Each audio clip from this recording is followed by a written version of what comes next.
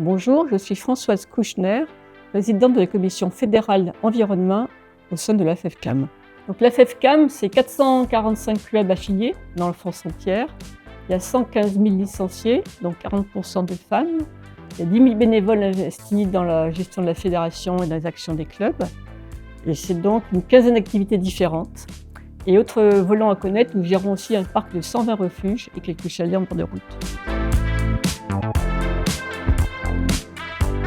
L'engagement de la FFCAM, actuellement, il y a déjà des actions entamées de façon assez informelle par les clubs en particulier qui sont très demandeurs de ramassage.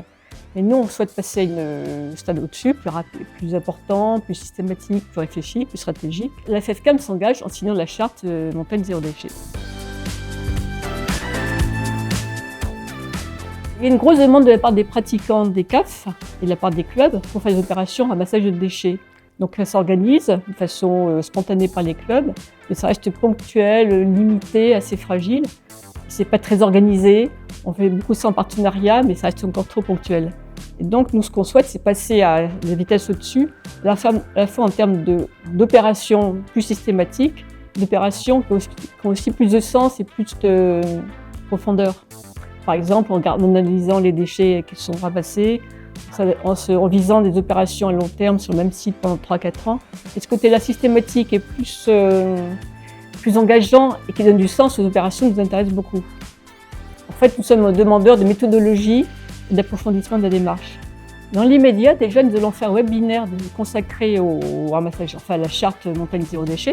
Le webinaire, ça regroupe pas mal de clubs qui sont très intéressés, webinaire de formation.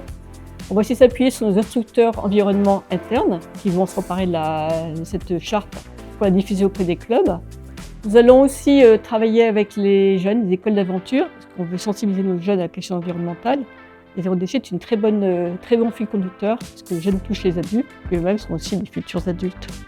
Et enfin, il y a un gros travail à faire au niveau des refuges, parce que autant nous pratiquons en montagne non aménagée, il y a des déchets à ramasser, autant des refuges, on sait qu'il y a un problème de déchets qu'il faut aussi gérer.